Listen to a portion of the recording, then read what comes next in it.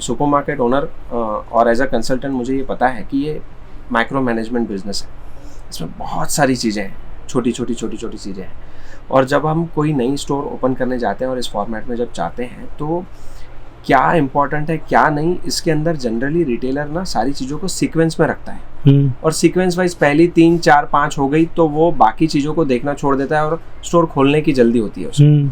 सो मैं अगेन मेरे रिटेलर को ये भी बोलता हूँ कि इसमें कोई चीज़ें सीक्वेंस में नहीं है, इसमें सारी चीज़ें एक लाइन में है ना, सारी चीज़ें इक्वली इम्पोर्टेंट है। मेरा तीसरा पॉइंट है कस्टमर। अगेन देखो, कस्टमर पे फोकस होना चाहिए, कस्टमर किंग है, ये सेज हमेशा सबके सामने है।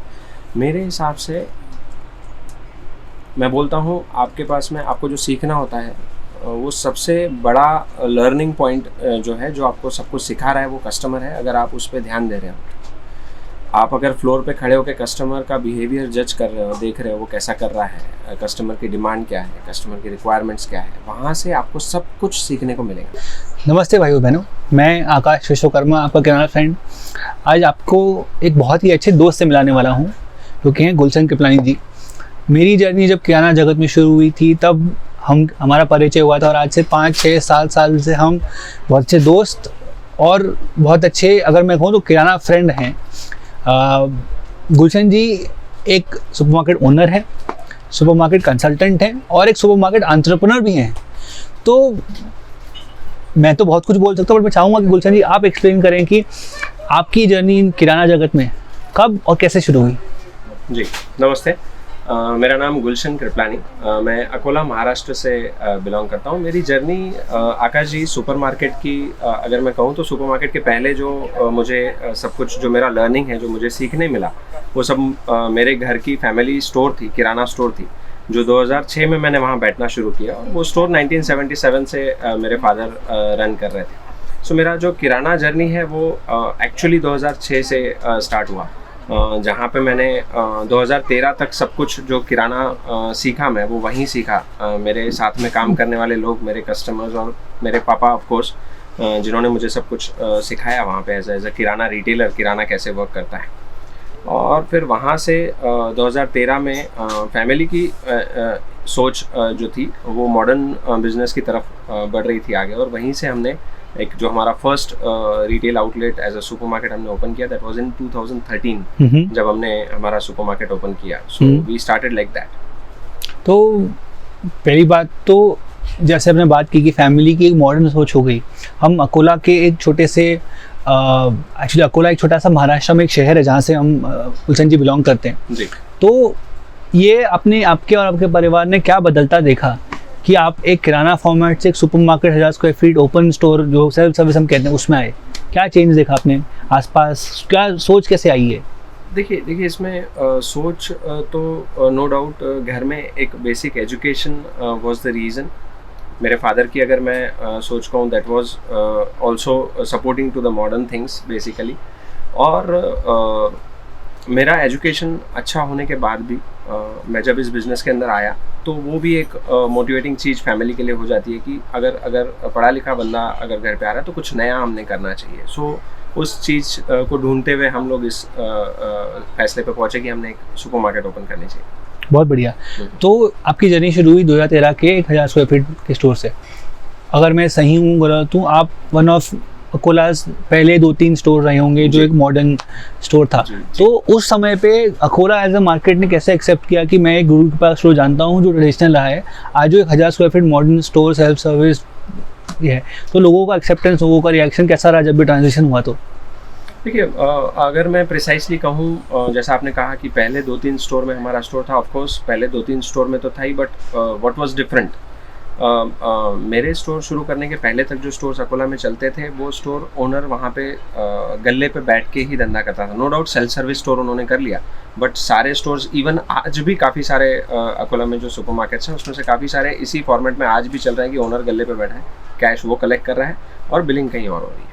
हमारा स्टोर अपने आप में अलग ऐसा ही था कि मैं कभी काउंटर पे बैठा ही नहीं। तो पहला सुपरमार्केट ओपन हुआ, वहाँ 3 बिलिंग काउंटर्स थे, वहाँ कैशियर्स बैठते थे और कैशियर्स बिलिंग करते थे। सो इस तरीके से वो स्टोर अलग था। और मैंने जो उसमें जो फर्स्ट 1000 स्क्वायर फीट का हमने स्टोर ओपन किया, वो हमारा थोड़ा सा प्रीमियम लोकेशन पे था। है ना। नो डाउट डेंसिटी कम थी but the location was somewhat premium, और हमारी जो स्ट्रैटेजी थी जब हमने स्टोर लॉन्च की थी, तो ओवरऑल ऑल ओवर अकोला का जो प्रीमियम क्राउड है वो हमारे पास कैसे आए, इस स्ट्रैटेजी से हमने स्टोर लॉन्च किया था। This in this way this store was different.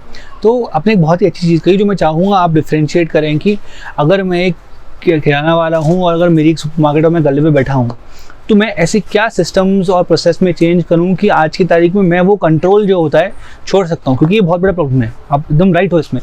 तो अगर आप यूजर्स को बता पाएँ कि क्या मोटिवेट करता है या किस सिस्टम्स को हम प्रोसेस में लाएं कि हम वो गला का कंट्रोल छोड़ें। बहुत ही सिंपल सा फॉर्मूला जो मैं इसमें अडॉप्ट करता हूँ आकाश जी, वो ये है, मुझे पता है बहुत नज़दीक से मैं बहुत रिटेलर्स को देखता हूँ और ये बिहेवियर क्यों है। जो भी बिहेवियर हम देखते हैं, मेरे हिसाब से एक आपका जो बिलीफ रहता है, बिलीफ से बिहेवियर आता है और बिहेवियर से आपके एक्शंस आते हैं। सो आपका बिलीफ ये है कि अगर मैं गले से हट गया तो मेरा नुकसान होगा।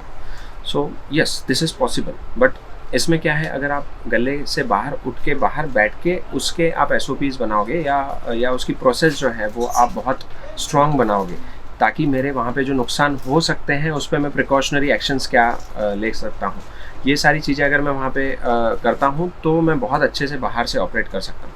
सो सबसे पहले तो हमें ये क्लैरिटी चाहिए कि जब मैं गले से बाहर उठ के बैठूंगा तो ही वहाँ पे जो प्रोसेस है उसको मैं कैसे डेफिनेट कर सकता हूँ, फ्लॉलेस कर सकता हूँ, इस पर मुझे काम करना होगा। सो बाहर निकलूंगा तो ही उस पर काम कर पाऊंगा। That is what I am saying. बिल्कुल बिल्कुल, बहुत बहुत बढ़िया। तो 2013 में आपने जर्नी शुरू की अपने पहले सुपरमार्केट की, कस्टमर्स का एक्सेप्टेंस अच्छा आया जी, आपने सिस्टम्स प्रोसेस बिल्ड किया, फिर दूसरे का कॉल कब और कैसे लिया कि दूसरा डालना जाए?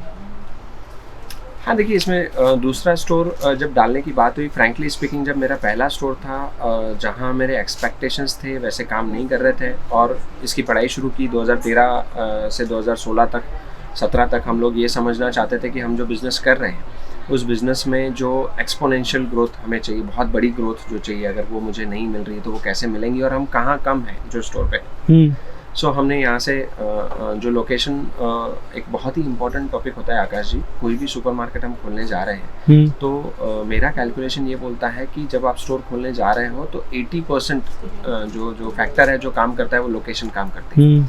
जब ये फैक्टर पे हमने काम, इसके पहले पता है क्या, किराना स्टोर जो रहता है ना, मैं बोलूँगा कि एक बहुत छोटी सी दुनिया में हम लोग रहते हैं एज ए किराना स्टोर।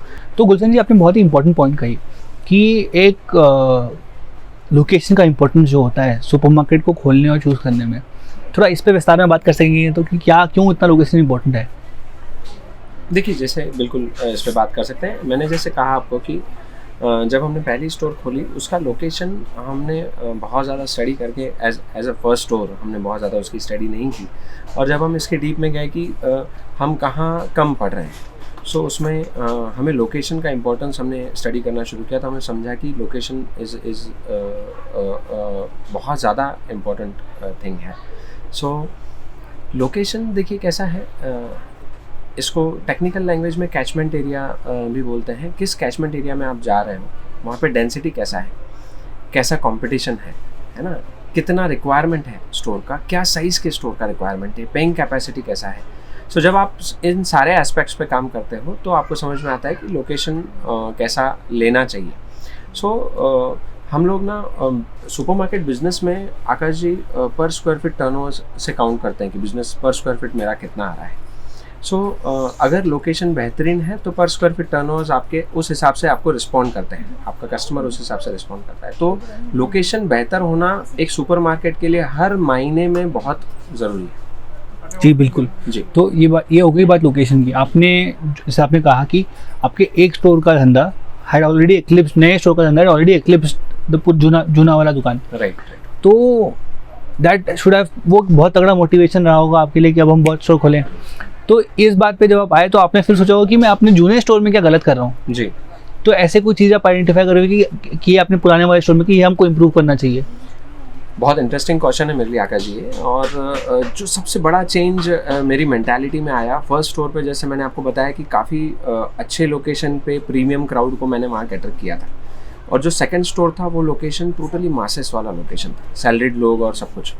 सो यहाँ पे सबसे बड़ा डिसीजन जो मेरा आकाश जी चेंज हुआ ना, दैट वाज कि premium customer to mass customer में शिफ्ट हुआ। जो मुझे सबसे बड़ा शिफ्ट दिखा, जो मेरा फोर्टे था कि मुझे वॉल्यूम्स में बिजनेस करना है, मुझे बड़े साइज़ के स्टोर्स खोलने हैं, है ना, मुझे ऐसे लोकेशन पे जाना है जहाँ डेंसिटी बहुत ज़्यादा है। सो इसमें मुझे ये क्लिक हुआ कि मेरा खुद का इंटरेस्ट, और India as a mass country, मुझे मासेस में ज़्यादा वॉल्यूम्स मिल सकते हैं और मुझे मासेस में ज़्यादा टर्नओवर्स हो सकते हैं। सो जो पहला स्टोर था और दूसरा स्टोर था, मेरे लिए सबसे बड़ा लर्निंग ये था कि the difference between the premium store and the mass catering store. तो ये डिफरेंस था मेरे लिए, जहाँ से मैं शिफ्ट हुआ, और पहले स्टोर से दूसरे स्टोर में सबसे बड़ा डिफरेंस ये था। बहुत ही अच्छा जवाब है इसका, बट मेरा एक फॉलोअप इसका ये है जी कि हमने बड़े शहरों में और कुछ छोटे शहरों में, आई थिंक अकोला में भी एग्जांपल देखा है कि प्रीमियम और वैल्यू सेगमेंट जो हम कहते हैं मास वाला, ये दोनों को एग्जिस्ट करते हैं। तो मैं आज एक किराना वाला हूँ जो एक दुकान डाल रहा हूँ, तो मैं चॉइस कैसे करूँ कि मेरे को मास के लिए क्रिएट करना चाहिए, मुझे वैल्यू के लिए क्रिएट करना चाहिए, सॉरी वैल्यू के लिए क्रिएट करना चाहिए, प्रीमियम के लिए क्रिएट करना चाहिए? देखिए, इसमें प्रीमियम एंड वैल्यू में मुझे जो अभी as a Indian country I am talking about, मैं इंडिया के लिए बात कर रहा हूँ, कि जब आप प्रीमियम के लिए जाते हो, प्रीमियम कस्टमर को जो प्रेजेंस चाहिए रहता है, ओनर का बोलो, सर्विस बोलो, इन सारी चीज़ों में, जिसमें स्केलेबिलिटी, अगर मैं बिज़नेस को बड़ा बनाना चाहता हूँ, मैं मल्टी लोकेशंस पे जाना चाहता हूँ, मैं ज़्यादा शॉप्स खोलना चाहता हूँ, तो वहाँ पे मुझे दिखता है कि प्रीमियम स्टोर में ना कहीं रेजिस्टेंस है उस चीज़ के लिए। आप उसको अगर अलग अलग लोकेशन पे ज़्यादा स्टोर्स खोलना चाहते हो, सबसे पहले तो उसका वॉल्यूम उतना नहीं है। जब आप प्रीमियम की बात करते हो तो वो शहर का 1-2%, 5% पब्लिक है, और जब आप मासेस की बात करते हो तो वो शहर की 80% पब्लिक है। सो आप शहर में 4-6 स्टोर्स खोलना चाहते हो, और इवन शहर से बाहर आसपास के छोटे शहर में भी जाना चाहते हो, तो मास वाला जो स्टोर है दैट इज़ फिजिबल, वो पॉसिबल है खोलना। और अगर आप प्रीमियम जाना चाहते हो तो उसके लिमिटेशंस हैं। ये सबसे बड़ा डिफरेंस है, जिसमें मुझे ऐसा लगता है कि ये आपको आपका फोर्टे ढूंढना पड़ेगा कि क्या आप 4 लोकेशन पे बिजनेस करना चाहते हो या 40 लोकेशन पे करना चाहते हो। सो 40 पे मास ज़्यादा feasible, that is what I think fair point है। तो काफ़ी अर्ली इन योर जर्नी आपने रियलाइज़ किया कि मैं अब एक वैल्यू रिटेलर, जो हम कहते हैं वैल्यू फॉर मासेस में मैं करना चाहूँगा जी। तो आपने जब, जैसे आप कह रहे हैं कि आपने इसके स्टडी की, सीखा इसके बारे में, और तो क्या चीज़ें आपने समझी, सीखी, ताकि आपसे प्रेरित होकर और भी किराना वाला अगर चाहें कि उनको इस डायरेक्शन में सोचना चाहिए, इस पे ध्यान देना चाहिए, अगर आप कुछ शेयर कर पाएँ कि आपने क्या सीखा और कैसे सीखा? जी देखिए, जैसे मैंने अभी एक्सप्लेन किया आपको कि वैल्यू फॉर्मेट जो है, इसमें वो वॉल्यूम्स जो आपको क्रिएट करने हैं वो आपको वैल्यू फॉर्मेट में ही आएंगे। और वैल्यू फॉर्मेट में लर्निंग अगेन दूसरी ये है, जैसे मैंने प्रीमियम कस्टमर के लिए क्या, कॉन्ट्रा मास कस्टमर के लिए है कि आपको स्केल होना है, तो आपका जो मास कस्टमर है वो आपको आपके सिस्टम्स को बहुत स्मूथली रिस्पॉन्ड करता है, वहाँ पे क्वेश्चनिंग बहुत ज़्यादा नहीं है, हाँ राइट। और अगर आप प्रीमियम कस्टमर को कैटर कर रहे हो तो वहाँ पे हर छोटी बड़ी चीज़ के लिए क्वेश्चनिंग है ना। सो मासेस की अगर मैं बात करूँ तो मास कस्टमर हमेशा बहुत सिंपल है, सिंपल टू सर्व है ना, तो इसीलिए वहाँ पे वो वॉल्यूम्स आ सकते हैं। सो एक किराना रिटेलर के लिए, जैसा आपका क्वेश्चन है, किराना रिटेलर के लिए मैं अगर बात करूँ तो हमें क्लैरिटी आकाश जी यहाँ से आती है कि आपको किस तरीके से आगे बढ़ना है, कितना बड़ा चीज़ आपको अचीव करना है, उस पे से आप ये डिसाइड कर सकते हो कि किस फॉर्मेट में आपको वैल्यू में जाना चाहिए या प्रीमियम में जाना चाहिए। ठीक है।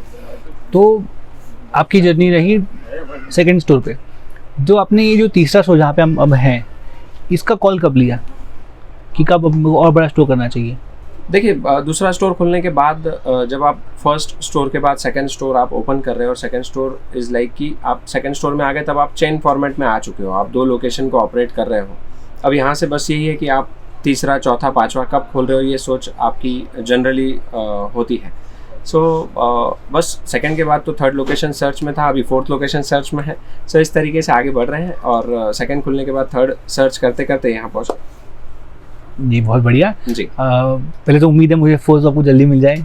ठीक है। मुझे आज भी याद है, आज से about 7 साल पहले, जी 6 या 7 साल पहले हमने इंटरेक्ट किया था, जब आप सुपरमार्केट कंसल्टिंग आपने शुरू की थी। जी। तो पहले हमारे यूजर्स के बताइए सुपरमार्केट में कंसल्टेंट का रोल होता क्या है, ये क्या करता है कंसल्टेंट, सबको पता है ओनर क्या है, ये कंसल्टेंट आपकी क्या मदद करता है?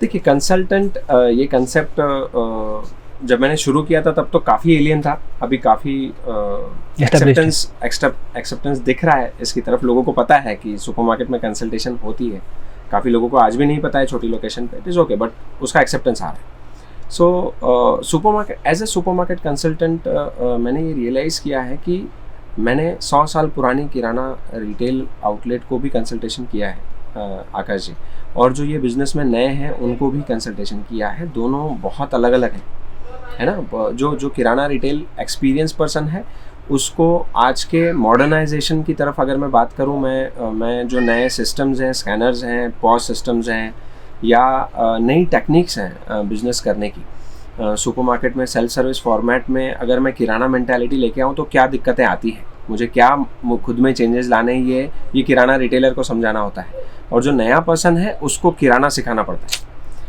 ये मैं अपने सारे रिटेलर्स को बोलता हूँ आकाश जी कि जो सेल्फ सर्विस फॉर्मेट है ये वेस्टर्न कंट्री से आया है ना। No doubt it is a very good format और यही फ्यूचर है। बट इंडिया में ये चीज़ अलग कैसे है पता है?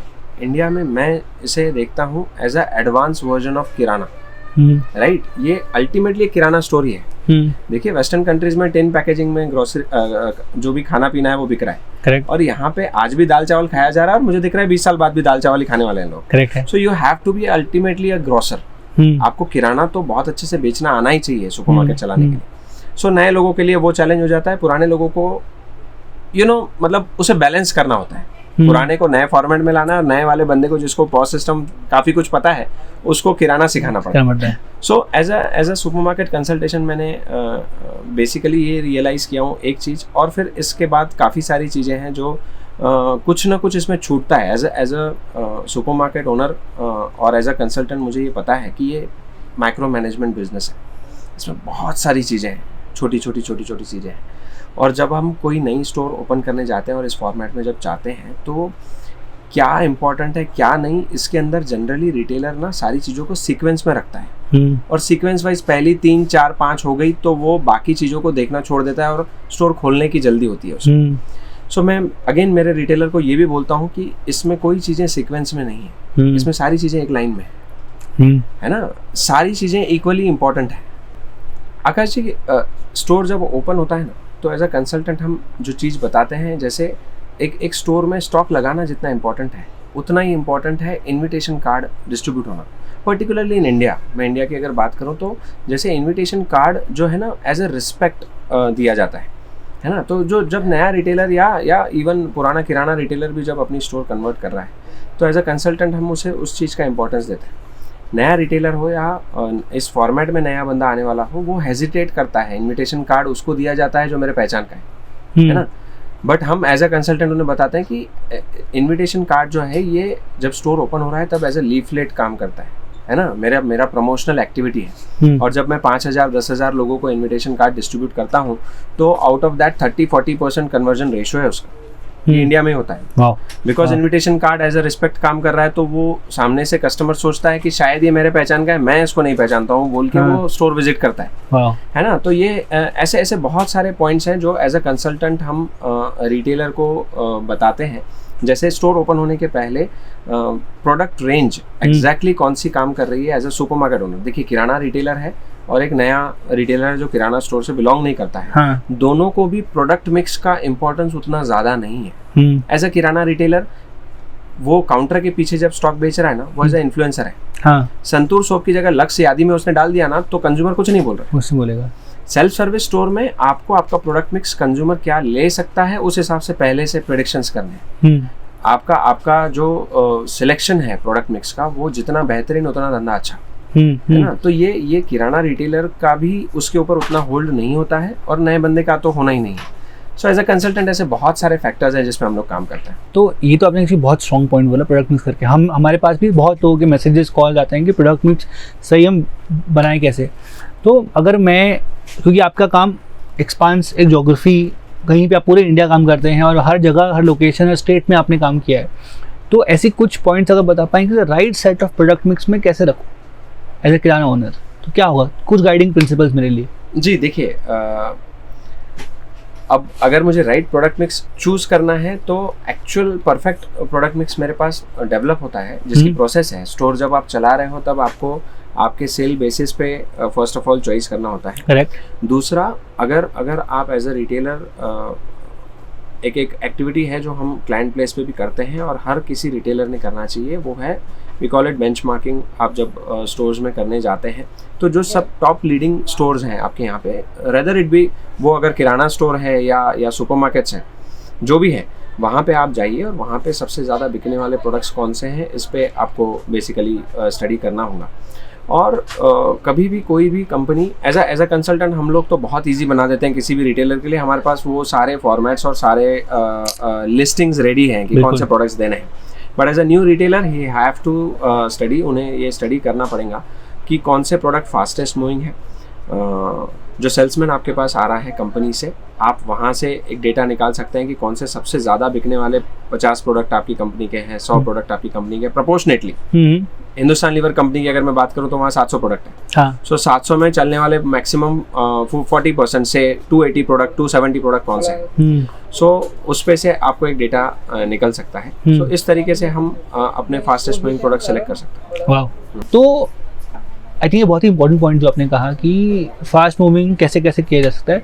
जो थोड़ा मैं अब थोड़ा सॉफ्टवेयर एस्पेक्ट पे आऊँगा, बात करना चाहूँगा कि आपकी कंसल्टिंग की जर्नी जो है एक ओनर से शुरू कैसे हुई कि अभी आप मेरे पास 2 या 3 स्टोर हैं, क्या हुआ ऐसा कि आप कंसल्टिंग, क्योंकि आप भी कह रहे हैं कि ये कॉन्सेप्ट लोगों को ज़्यादा पता नहीं था, तो आए कैसे यहाँ पर? जी काफ़ी इंटरेस्टिंग स्टोरी है मेरे हिसाब से ये। देखिए, जब मैं फर्स्ट स्टोर मेरा ओपन हुआ 1000 स्क्वायर फीट का, तो 1000 स्क्वायर फीट का स्टोर का अगर मैं कहूँ डिस्प्ले जो था वो काफ़ी अच्छा बना था। मेरा काफ़ी इंटरेस्ट पहले से था। जब किराना स्टोर में था तभी से मैं डिस्प्लेस कैसे लगने चाहिए और शेल्फ टॉकर्स कैसे लगने चाहिए और ऐसी बहुत सारी चीज़ें जो तो आपने एक बहुत इंटरेस्टिंग वर्ड कहा है, शेल्फ टॉकर्स। अगर हमारे यूजर्स के लिए बता दें शेल्फ टॉकर्स का, मेरे को पता है बट मेरे को पता है मेजॉरिटी यूजर्स को नहीं पता होगा। जी देखिए, self talker, communicators, rate boards, इसके बहुत सारे नाम हैं अलग अलग लोकेशन पे। आप देख सकते हैं यहाँ पे बिल्कुल लगा हुआ है पीछे। सो शेल्फ टॉकर नाम में ही उसका मीनिंग है। शेल्फ बात कर रहा है कस्टमर से, that is what shelf talker is, communicator is. So again बहुत इम्पोर्टेंट फैक्टर है। तो ये मैं स्टोर जब ओपन किया था तब से मैं इस पे काम करता हूँ और आज भी इस पे काम कर ही रहा हूँ। कम्युनिकेटर्स जितने स्ट्रांग रहेंगे उतना अच्छा आपका स्टोर सेल करेंगे। करेक्ट। सो ऐसी सारी चीज़ें मेरी पहले दिन से बहुत अच्छी होती आ रही हैं, पहले दिन से एग्जीक्यूटेड है। तो ये सारी चीज़ें जब कोई भी आसपास का रिटेलर देखने आता था वो 4 लोगों को बोलता था। और ये ऐसा हो गया था एक टाइम पे, 2013 में खुली स्टोर, 2016 में ऐसी सिचुएशन थी कि मैं रोज़ दिन में 3-4 लोगों के साथ बैठ रहा हूँ, एक के बाद एक लोग आ रहे हैं मिलने के लिए और वो देख रहे हैं कि स्टोर कैसी है। इफ़ आई टॉक अबाउट मतलब एरिया की अगर मैं बात करूँ तो पुणे से भी बंदा आ रहा है, नागपुर से भी बंदा आ रहा है, जलगांव से भी बंदा आ रहा है। तो लोग आ रहे हैं देखने के लिए स्टोर। इस चीज़ की चर्चा हो रही थी कि अकोला में एक छोटा स्टोर है बट बहुत अच्छा ऑपरेट करता है। सो ये जब लोग आए तो मैं रोज़ इनके साथ बैठ रहा था। एक टाइम ऐसा आया कि मेरा पूरा दिन सिर्फ लोगों से मिलने में जा रहा था और रिटेल डिस्कस किए जा रहे थे। हाँ। मुझे इंटरेस्ट इसलिए आता था आकाश इसमें कि मेरा मानना ऐसा है कि टीचिंग जो है ना is the best way to learn. आप जब सिखाते हो तब आप खुद सीखते हो, that is what I believe. तो इसमें मुझे इंटरेस्ट आना भी शुरू हुआ, इसलिए मैं भी खुद सबके साथ बैठता था। इसमें एक दिन ऐसा आया कि मेरे पापा और मेरे भैया मुझे लेके बैठे साथ में और उन्होंने लिटरली मुझे बहुत डांटा इस चीज़ के लिए कि आप क्या कर रहे हो पूरा दिन। मतलब एक ही स्टोर खोली है 1000 स्क्वायर फीट की और ऐसे कोई झंडे गाड़े नहीं है आपने कि आप बहुत अच्छा बिजनेस कर रहे हो और बहुत अच्छा अर्न कर रहे हो। सो तब मुझे डांट पड़ी कि आप ऐसे टाइम जो है लिमिटेड दो, अगर आपका इंटरेस्ट भी है तो, और अपने बिजनेस पे ख्याल दो। वेरी नेक्स्ट डे मेरे पास में कोई रिटेलर, रिसोर्ट लोकेशन है, वहाँ से कोई रिटेलर आया जो मेडिकल स्टोर ओनर था और उसको एक सुपरमार्केट खोलनी थी और वो रेफरेंस से आया था, मेरे फ्रेंड के थ्रू आया था और उसने मुझे बोला कि मुझे थोड़ी हेल्प चाहिए। सो मैंने उनको थोड़ा रिप्लाई जो किया, उन्होंने मेरे लिए जो सुना था कि ये बंदा हेल्प करता है और मैंने उनको रिस्पॉन्ड किया कि आप स्टोर देख लीजिए, मेरे पास तो समय नहीं है। सो वो बोले कि यार आपके लिए तो काफ़ी अच्छा सुना है मैंने, आप ऐसा क्यों रिस्पॉन्ड कर रहे हो। तो मैंने जेन्युइनली उनको बताया कि यार कल रात को ही मुझे डांट पड़ी और मुझे ऐसे इसमें टाइम इन्वेस्ट नहीं करना है। सो वो काफ़ी कॉन्फिडेंट थे, रेफरेंस से आए थे, उन्होंने मेरे टेबल पे बैठे सामने ब्लैंक पेपर उठाया, सामने रखा और कहा कि गुलशन जी देखिए इस पे आपके सर्विसेज लिख दीजिए और नीचे आपकी फ़ीस लिख दीजिए, मेरी स्टोर तो आप ही खोल रहे हो। वाह। मैंने कभी ऐसा एक्सपेक्ट कुछ नहीं किया था कि मैं इसको कमर्शियलाइज करूँगा, और मैंने उनसे समय मांगा 2 दिन का और फिर उस पर विचार किया, और उन्होंने काफ़ी फोर्स किया जिस रेफरेंस से वो आए थे, और फिर इस तरीके से फर्स्ट स्टोर कंसल्टेशन में हुई ओपन। और फिर हम लोगों ने मतलब मैं और मेरी स्टोर पे काम करने वाली टीम से मैंने स्टोर्स खोलना शुरू किए, और पहले 30-40 स्टोर मैंने महाराष्ट्र में ओपन कराए, और फिर आफ्टर दैट मेरे साथ कुछ लोग जुड़े, मेरे पार्टनर्स हैं डॉक्टर परिमल गुप्ते, चेतन जी अग्रवाल पुणे से जुड़े मेरे साथ में, और हमने ऑल ओवर इंडिया स्टोर्स खोलना शुरू की। आउट ऑफ महाराष्ट्र हमने सबसे पहला स्टोर दुर्गापुर वेस्ट बंगाल में ओपन किया। वाह। सो वहाँ से लेके अभी तक हम लोग more than 500 stores all over India open करा चुके हैं अभी तक, sizing from 300 square feet to 1 lakh square feet. वाह वाह। तो गुलशन जी दूसरा आपने बोला कि 300 स्क्वायर फीट से 1 lakh square feet, 1 lakh square feet बहुत बड़ा नंबर है। ये स्टोरी क्या है? 1 लाख एक दुकान था या 10 दुकान थी? नहीं, 1 लाख स्क्वायर फीट का एक सिंगल स्टोर था। रिसेंटली दिसंबर में हम लोगों का काम वहाँ पे कंप्लीट हुआ। काफ़ी बड़ा ब्रांड है वो, हैदराबाद का। सो नो डाउट हम लोग उसके पार्ट थे एज अ कंसल्टेंट। काफ़ी बड़ा ग्रुप है, काफ़ी बड़ा एस्टेब्लिशमेंट था। बट यस, इंटरेस्टिंग इसमें यह है कि वो 1 लाख स्क्वायर फीट का एक सिंगल स्टोर सिंगल फ्लोर पे था। वाओ जी। तो flat store on like precisely 1,05,660 square feet का स्टोर। बाप रे। तो 1,05,660 का स्टोर आपने जब किया, और हम 300, 1000, 2000 में देखते हैं, तो उसमें तो जमीन आसमान का फर्क होगा। उसका एक्सपीरियंस कैसा रहा? जो हमारे सारे बेंचमार्क्स नंबर सब तो अलग होंगे। काफ़ी कुछ अलग था। हमारे लिए खुद के लिए बहुत नया एक्सपीरियंस था। पर जैसे मैंने आपको बताया कि वो काफ़ी एस्टेब्लिश्ड ब्रांड है, और वो अपैरल्स के ब्रांड है हैदराबाद का। तो एज अ रिटेलर वो काफ़ी एस्टेब्लिश्ड थे। हम लोगों का पार्ट वहाँ पे जो था एज अ ग्रोसर, सुपरमार्केट वहाँ पे कभी इंट्रोड्यूस नहीं हुआ था। वो अपैरल्स के ब्रांड है। सुपरमार्केट में उन्हें एक्सपीरियंस नहीं था, इसीलिए हमें उन्होंने ऐड किया था। नो डाउट सारे लेआउट पे हम इन्वॉल्व थे। सारा 1 लाख स्क्वायर फीट का लेआउट कैसे बनना चाहिए, टीम कितनी होनी चाहिए, काफ़ी डिसीजंस में हम लोग हर बारी वहाँ पे इन्वॉल्व थे, और बहुत बेहतरीन एक्सपीरियंस था। इंडिया में मुझे ऐसा लगता है कि ऐसी बहुत सारी स्टोर्स आगे आने वाली हैं, क्योंकि मार्केट साइज़ बहुत बड़ा है।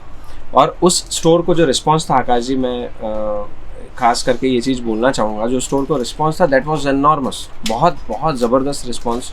ऐसा क्राउड हमने पहले कभी किसी स्टोर में नहीं देखा, ऐसा रिस्पॉन्स। तो पहला तो सवाल कि over the journey of 500 store की जो जर्नी है, उसमें बहुत सारे यूनिक एक्सपीरियंसेस रहे होंगे, जैसे ये आप बोल रहे हैं। तो पहले शुरू करते हैं कुछ ऐसे एक्सपीरियंसेस में जहाँ पे आपने एज अ कंसल्टेंट सब कुछ किया है, बट कस्टमर माइंडसेट जो किराना वाला है, जो आदमी को रोकता है, उसके बारे में बात करें। आप नाम ना लें, बट अगर बताएं कि क्या चीज़ें एक दुकानदार को रोकती हैं मॉडर्नाइजेशन की तरफ लेके जाने के लिए, कोई ऐसा एनेक्डोट हो, कुछ एक्सपीरियंस हो। हाँ, मेरा मानना है हमारे साथ हर क्लाइंट प्लेस पे ऐसे एक्सपीरियंसेस आते हैं कि जो क्लाइंट है मेरे, कहीं ना कहीं उनको उनकी सोच के हिसाब से वो आगे बढ़ते हैं। वी आर एडवाइज़र, हम एडवाइस करने जा रहे हैं। सो हमारी बोली हुई चीज़ कितनी एग्जीक्यूट होंगी वो डिपेंड करता है पूरी तरह से क्लाइंट के ऊपर। करेक्ट। तो बहुत बार ऐसा होता है, किराना रिटेल आउटलेट जो ओनर है उसको जब मैं अगर बिजनेस के बारे में कुछ बता रहा हूँ, नो डाउट जब मैं उसको सॉफ्टवेयर के बारे में बता रहा हूँ, पॉस सिस्टम के बारे में बता रहा हूँ, तो वो एकदम से एक्सेप्ट कर लेता है, कोई इशू नहीं। जब मैं उसको बिजनेस पॉलिसी के बारे में बता रहा हूँ, high low price policy, everyday लो प्राइस पॉलिसी, 2 तरीके हैं बिजनेस करने के। करेक्ट। सो सुपरमार्केट चलाना है हमें, तो हमें इस बिजनेस पॉलिसी में जाना चाहिए, और तब आपको आपके रेट्स पॉलिसी कैसे रखनी चाहिए, ऑफर्स एंड स्कीम्स कैसे चलाने चाहिए। तो इसमें सबसे पहले उसका कंसर्न आ जाता है मेरी मार्जिन हैम्पर हो रही है ना। जब आप सुपरमार्केट में होते हो आकाश जी, तो मेरा मानना ये है कि कस्टमर जो आपके पास आने वाला है, कस्टमर वॉक-इन्स पे जितना फोकस होना चाहिए उतना फोकस नॉर्मली जो रिटेलर है उसका कभी होता ही नहीं है। मेरी मार्जिन हैम्पर हो जाएंगी, मेरी मार्जिन 2% से कम होगी तो कैसा होगा। सुपरमार्केट बिजनेस वॉल्यूम का बिजनेस है आकाश। मेरा वॉक इन आज 500 बिल का है, तो उसको मैं 800 1000 पे कैसे लेके जाऊं, अगर हम ये फोकस रखेंगे तो अल्टीमेटली किराना रिटेलर को एक चीज़ समझती है, जिस पे मैं उसको कन्वर्ट करता हूँ इस चीज़ पे, कि मेरे भाई आप लाख रुपए कमा रहे हैं, इसको 2 लाख कैसा करना है, वो मार्जिन पे फोकस करने से नहीं हो सकता है। वो आपके वॉक-इन्स पे फोकस करने से हो सकता है ना? ज़रूर मार्जिन पे फोकस कीजिए, पर आपके स्टोर के पोटेंशियल को पहले हिट कीजिए। आपके अगर स्टोर का पोटेंशियल 1000 कस्टमर का है तो 1000 को हिट कीजिए, उसके बाद आपकी मार्जिन, ग्रॉस मार्जिन 12% है, उसको 13 पे लेके जाइए, 14 पे लेके जाइए। ये सेकंड फेज़ है। फर्स्ट फेज़ हमेशा कस्टमर एक्विजिशन होना चाहिए। सो ये चीज़ हम लोग जब क्लाइंट को एक्सप्लेन करते हैं तो सब लोग इसको नहीं समझ पाते। So this is a very basic thing. देखिए, वॉल्यूम का बिजनेस है, सबको समझता है, बट इसके एग्जीक्यूशन में वो फार्मूला जो प्रोसेस है इसका, वो एडॉप्शन में दिक्कत आती है। जी जी जी, एक्चुअली बहुत ही इंपॉर्टेंट पॉइंट बोला आपने। अब अगर आप 400, 500, 600 किराना पे आपने बात की है, सपोर्ट किया, मदद किया है, एक बहुत बड़ा प्रॉब्लम होता है हमारे किराना वालों के एफएमसीजी सप्लाई चेन। तो मैं अभी हम जैसे किराना वाले या सुपर मार्केट ओनर्स हमारे दोस्त हैं, वो जगह जगह पे दुकानें डाल रहे हैं, वहाँ पे सप्लाई चेन रेडी अवेलेबल नहीं है। तो इस प्रॉब्लम को आप कैसे टैकल करते हो? ये प्रॉब्लम बहुत जेन्युइन है आकाश जी। हम जहाँ भी जाते हैं इस चीज़ की बात होती है। रीजन वाइज इसका डिफरेंस है। नॉर्थ में हम जाएंगे तो ये प्रॉब्लम बहुत डेंस है, और साउथ में आप जाओगे तो ये प्रॉब्लम कंपैरेटिवली कम है। बीच की पोजीशन है। सो ऐसा ओवरऑल आपके डेवलपमेंट बिजनेस, जो आपका सुपरमार्केट बिजनेस है और जो मॉडर्नाइजेशन है, वो इस तरीके से फ्लो हो रहा है पूरे इंडिया में। सो चैलेंज तो है इसमें। ये चैलेंजेस फेस हम लोग जो कर रहे हैं वो ऐसा है कि क्लाइंट के साथ उस सर्च में हम लोग भी निकलते हैं कि ये वाला प्रोडक्ट हमें चाहिए, ये ब्रांड हमें चाहिए, तो ये ब्रांड नज़दीक की कौन सी सिटी में मिलेगा। जनरली इसका सॉल्यूशन है, आपके पास की सबसे बड़ी सिटी कौन सी है। अगर वहाँ का पॉपुलेशन 10 लाख 15 लाख है तो 10-15 लाख की पॉपुलेशन में आपको मोर देन 95% प्रोडक्ट मिल जा रहे हैं इंडिया में। आज की ये पोजीशन है, जो मेरा एक्सपीरियंस है। सो अगर मैं इससे कम पॉपुलेशन की लोकेशन पे स्टोर ओपन कर रहा हूँ तो सबसे बड़ी पॉपुलेशन वाली लोकेशन कौन सी है, उस सिटी से कनेक्टेड रहो और वहाँ से स्टॉक प्रोक्योर करो। ये हम पहले दिन से सिखा देते हैं, समझा देते हैं। सो ये मेरे हिसाब से बेस्ट सॉल्यूशन है। अगर हम ग्रोसरी की बात करें उसके लिए भी, और अगर हम एफएमसीजी की बात करते हैं उसके लिए भी, उसका अवेलेबिलिटी वहाँ पे काफ़ी अच्छा है। तो इसमें एक्चुअली एक बहुत इंटरेस्टिंग चीज़ आप बोली, अपने पॉपुलेशन को देख के स्टोर खोलिए। तो अगर मैं एक वैल्यू मासेस के लिए प्रोडक्ट स्टोर खोल रहा हूँ, तो मैं मिनिमम स्टोर साइज से अगर पॉपुलेशन का कोई रिलेशनशिप हो, जो आपने आंकड़ों में नंबर में देखा है कि इतनी बड़ी दुकान तो मिनिमम आपको करनी चाहिए, ताकि आप एक नई स्टोर डाल रहे हो तो कोई रिलेशनशिप आपका। बहुत ही इंटरेस्टिंग क्वेश्चन है मेरे लिए आकाश जी, और ये भी मैं बहुत सारे क्लाइंट्स को मेरे बताता हूँ। इसमें देखिए, हम लोगों ने 50,000 की पॉपुलेशन पे 10,000 स्क्वायर फीट का स्टोर खोला है, जो 3 करोड़ रुपए महीने का व्यापार करता है। बाप रे बाप। सो ये हमारे लिए भी बहुत अच्छा एक्सपीरियंस रहा है कि बहुत छोटी पॉपुलेशन पे भी काफ़ी बड़ा स्टोर इंडिया में भी काम करता है ना। अब वो काम करने, उसका जो रिजल्ट है, उसके अगेन बहुत सारे रीजंस हैं, जिसमें उसका एग्जीक्यूशन अगेन बहुत अच्छा है। वहाँ पे अवेलेबिलिटी उसने जो बनाई है, 50,000 की पॉपुलेशन में अवेलेबिलिटी लगी पड़ी रहती है, स्टॉक मिलता नहीं। उसने बहुत अच्छे से, वो सूरत के पास का लोकेशन, सो उसने बहुत अच्छे से वो अवेलेबिलिटी की है स्टोर के अंदर। और उस अगेन जैसे मैंने आपको कहा कि उसका एग्जीक्यूशन, उसकी टीम, उसका सारा प्रोसेस उसने बहुत अच्छे से सेट किया है, तो वो चीज़ वहाँ पे अचीव हो पा रही है। जनरली रिटेलर, ये पॉइंट मैं बहुत अच्छे से बोलना चाहूँगा, इस पर ध्यान दीजिए आप और दर्शक भी। कोई भी रिटेलर जब स्टोर खोल रहा है तो मैक्सिमम टाइम वो स्टोर क्यों नहीं चल रही है, उस पॉइंट को एम्फसाइज करके उसको बड़ा बना के उस तरफ जल्दी हम लोग चले जाते हैं, है ना। जबकि हमारे सामने ऐसे भी बहुत सारे एग्जाम्पल हैं जो रिटेलर स्टोर खोलने के बाद उन सारे फैक्टर्स पे 1 बाय 1 जब काम करता है, उसमें अचीवमेंट आती है, तो एक्चुअल उस बिज़नेस का पोटेंशियल पता चलता है। जैसे मैंने आपको कहा कि 50,000 की पॉपुलेशन में 10,000 स्क्वायर फीट की स्टोर 3 करोड़ का बिजनेस कर रही है। जब मैं ये आंकड़े बताता हूँ, या मेरे खुद के स्टोर के जब मैं आंकड़े किसी क्लाइंट के साथ शेयर करता हूँ, कल की बात है, रांची मेरी बात हो रही थी, तो वहाँ पे क्लाइंट को जब मैंने ये आंकड़े बताया तो ही वाज लाइक कि मैं 3 दिन में वहाँ आ रहा हूँ, मुझे विश्वास ही नहीं कि आप ये टर्नओवर्स यहाँ पे कर रहे हो। सो ये सरप्राइजिंग हमारे लिए भी बहुत बार होता है, लोगों के लिए भी होता है, बट ये बिज़नेस का पोटेंशियल बहुत बड़ा है आकाश जी। इस पोटेंशियल को हिट करने के लिए हम कर इसलिए नहीं पाते हैं कि हम, जैसा मैंने कहा पहले भी, कि माइक्रो मैनेजमेंट बिजनेस है, बहुत सारे फैक्टर्स पे हम कम पड़ जाते हैं और पोटेंशियल क्या है ये भाप नहीं पाते हैं, समझ नहीं पाते। सो इससे ये एक बहुत बड़ा फ्लॉ है, रिटेलर वहाँ तक पहुँच नहीं पाता। तो गुलशन जी, ये तो आपने बहुत इंपॉर्टेंट चीज़ कही स्टोर को लेके। अब अगर मैं आपको बोलूं कि आपके एक्सपीरियंस हमें 300, 400, 500 किराना वालों और सुपरमार्केट ओनर से बात की है, काम किया है, तो एक सक्सेसफुल या आदर्श सुपरमार्केट ओनर का अगर दो तीन वर्चूज़ जो हम बोले हैं, इंग्लिश में बोलते हैं, या साइंस कि आप एक सक्सेसफुल बन सकते हैं, वो क्या होंगे?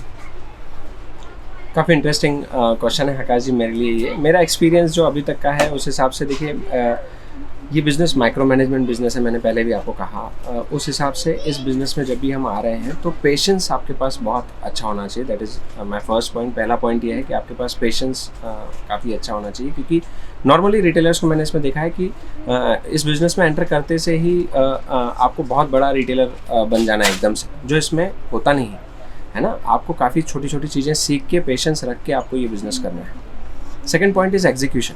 जो भी चीज़ें आप इसमें रोज़ आप लर्न कर रहे हो, रोज़ आसपास में जो रिटेल हो रहा है वो रोज़ चेंज हो रहा है, सो आपको रोज़ नया सीखना है और वो सीख के आपको एग्जीक्यूट करना है। तो आपका एग्जीक्यूशन बहुत अच्छा होना चाहिए। सो मेरा तीसरा पॉइंट है कस्टमर। अगेन देखो, कस्टमर पे फोकस होना चाहिए। कस्टमर किंग है, ये सेज हमेशा सबके सामने है। मेरे हिसाब से मैं बोलता हूँ, आपके पास में आपको जो सीखना होता है वो सबसे बड़ा लर्निंग पॉइंट जो है, जो आपको सब कुछ सिखा रहा है, वो कस्टमर है। अगर आप उस पर ध्यान दे रहे हो, आप अगर फ्लोर पे खड़े होकर कस्टमर का बिहेवियर जज कर रहे हो, देख रहे हो वो कैसा कर रहा है, कस्टमर की डिमांड क्या है, कस्टमर की रिक्वायरमेंट्स क्या है, वहाँ से आपको सब कुछ सीखने को मिलेगा। जैसे अपना पहला क्वेश्चन था कि प्रोडक्ट मिक्स कैसे हम अच्छा बनाएं। सो प्रोडक्ट मिक्स अच्छा कैसे होता है ये कस्टमर ही बताता है, और स्टोर में होने वाली हर एक्टिविटी आपको कस्टमर बताता है। सो आपको उस लर्निंग फेज़ में वहाँ पे हमेशा खड़े रहना है। आप कितने भी बड़े हो जाओ, आपको कस्टमर सिखा रहा है और कस्टमर से आपको वो सब कुछ सीखना है। सो मेरे हिसाब से ये 3 पॉइंट हैं: patience, execution and learning from a customer. I think ये बहुत इंपॉर्टेंट पॉइंट बोला आपने। मैं इसको एक और फॉलोअप डालूंगा यहाँ पे, बोलूँगा कि अगर मैं कस्टमर को, क्योंकि कोई ये सीखी चीज़ आया नहीं है, सब कस्टमर से सीखे हैं, सब बुक पढ़ के सीखे हैं, और मेरे को एक तो हो गया स्टोर में खड़े होके मैं किस चीज़ पे ध्यान दूँ कि भाई कस्टमर पे अगर मुझे सीखना है, फोकस करना है, तो इस चीज़ पे ध्यान देना पड़ता है वन। और उसका रिलेशनशिप हमारे डेटा के साथ, जो हम MIS बोलते हैं, उसके साथ कि आप कैसे दिखते हैं।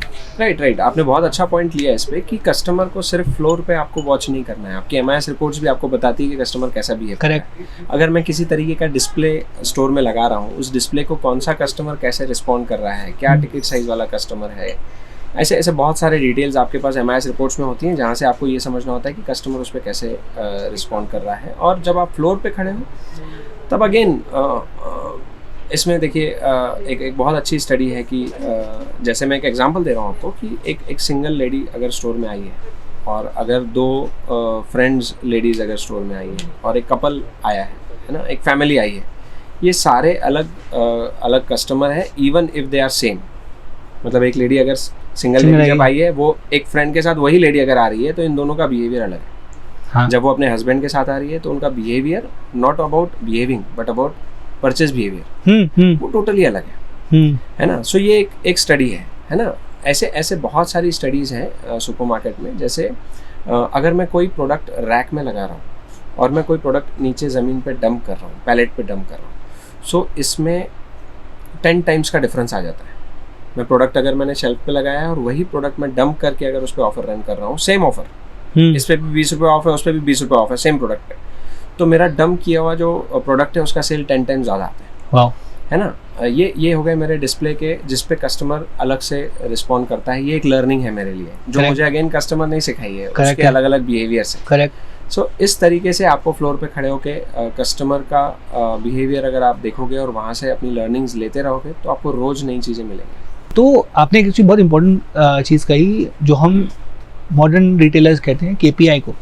तो मैं एक नया किराना वाला हूँ, या मेरा नया सुपरमार्केट है, तो क्या इंपॉर्टेंट KPI हैं जो मेरी उंगली पे मेरे पास जवाब होना चाहिए उनका, अपनी एक दुकान को लेकर, वो क्या होंगे सबसे इम्पोर्टेंट? आप बोल रहे हैं कि स्टोर ओपनिंग के टाइम पे हमें ओपनिंग पकड़ लीजिए, रनिंग ओपनिंग से शुरुआत ओपनिंग से ठीक है, शुरुआत ओपनिंग से करते हैं। हाँ, मतलब इसमें अगेन जैसे मैंने कहा कि काफ़ी सारे फैक्टर्स होते हैं, बट कुछ इंपॉर्टेंट फैक्टर्स अगर मैं कहूँ तो देखिए, किसी भी स्टोर में, जैसे मैंने पहले भी कहा आपको, कि प्रोडक्ट मिक्स, अब प्रोडक्ट मिक्स अच्छा हो गया बट उसकी अवेलेबिलिटी अच्छी नहीं हो रही। So the very first point is availability, है ना। आपके प्रोडक्ट की अवेलेबिलिटी स्टोर में बहुत अच्छी होनी चाहिए ओपनिंग के टाइम पे भी, और उसकी कंसिस्टेंसी भी हमेशा करेक्ट मेंटेन होनी चाहिए।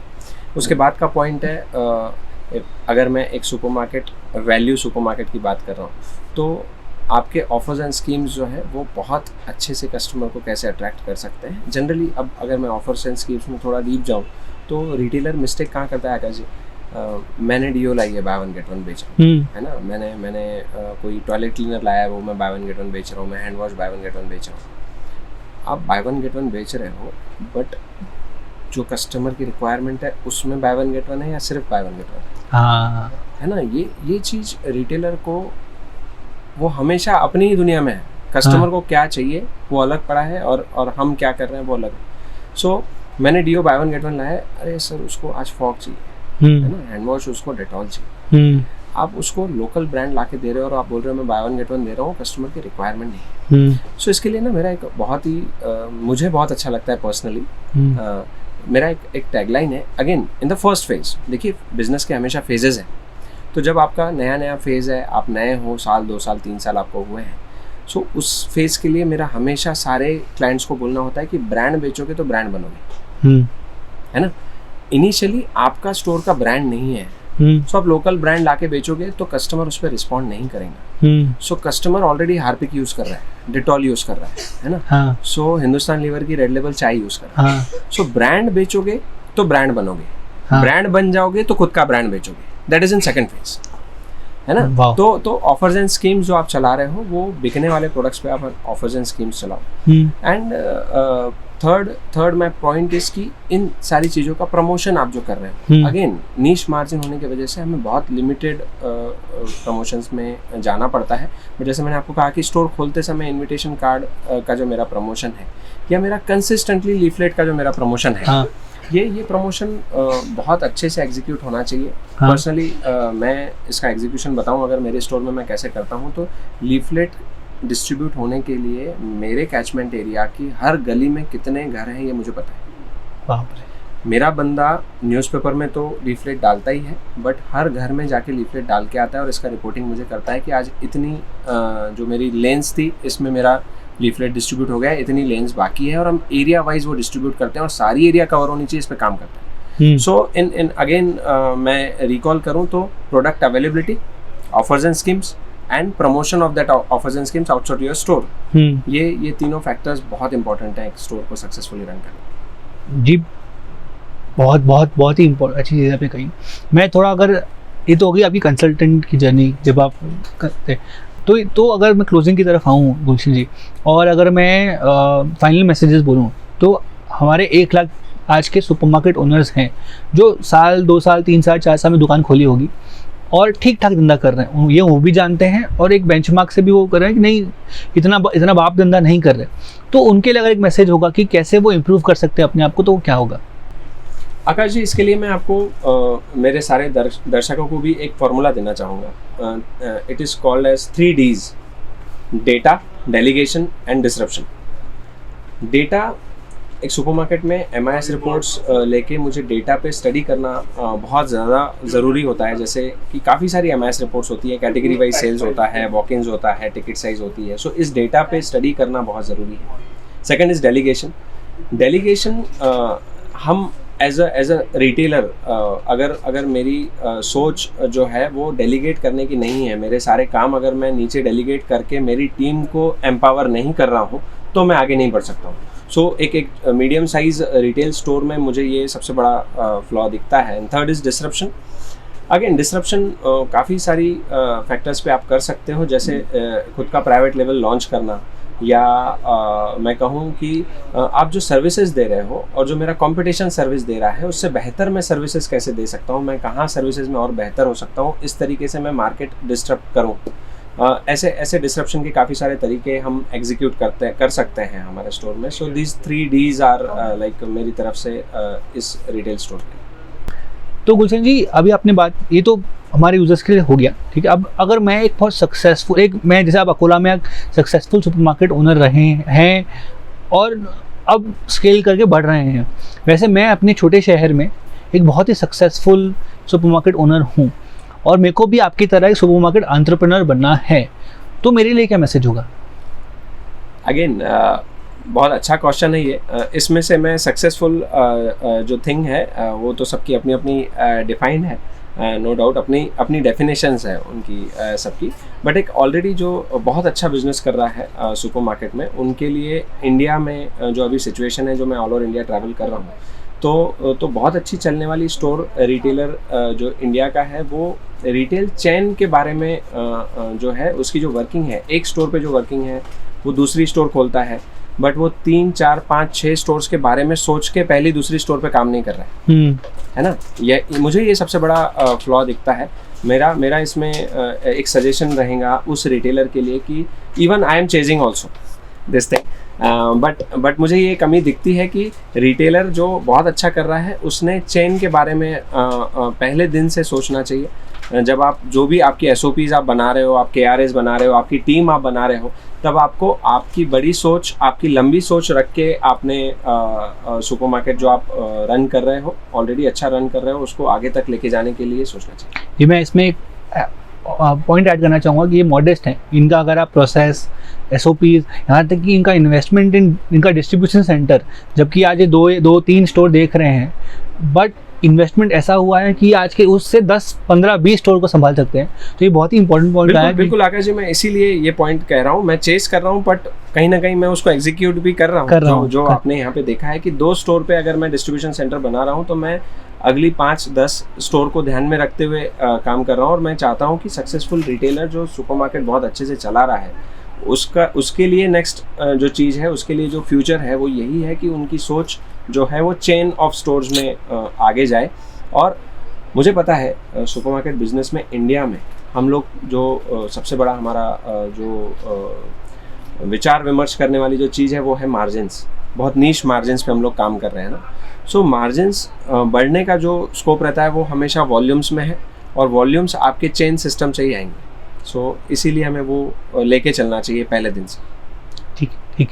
तो गुलशन जी, मैं तो आपसे बहुत सीखा हूँ, और मेरी उम्मीद है कि हमारे दर्शक जो ये वीडियो देख रहे हैं आपसे बहुत सीखे होंगे। और अगर आपके पास कोई भी सवाल है तो मैं नीचे कमेंट्स में, डिस्क्रिप्शन में इनका नंबर दे दूँगा। प्लीज़ कनेक्ट कीजिए नमस्ते बिजनेस एडवाइजरी, नमस्ते वेंचर्स से, जो मदद करते हैं नए सुपरमार्केट खोलने में और आपके करंट किराना को एक सुपरमार्केट बनाने में। और आज हमने मिले हैं, इनके कईयों ग्राहक से, कस्टमर से हम मिले हैं, बात किए हैं, और हमने देखा है, परखा है कि इनका काम बहुत अच्छा है। और अगर टाइम मिले तो अकोला आइए, इनका स्टोर देखिए, काफ़ी प्यारा स्टोर है। और उम्मीद है, क्योंकि इनकी स्टोर की कॉफ़ी बड़ी अच्छी है, तो अगर आप ढूंढ लो इनको यहाँ पर, तो आपको कॉफ़ी भी पिला देंगे। Thank you. ठीक है, तो नमस्ते। अगर आपके पास कोई भी सवाल है तो प्लीज़ कमेंट कर दीजिए, हम गुलशन जी से पूछ लेंगे। Thank you.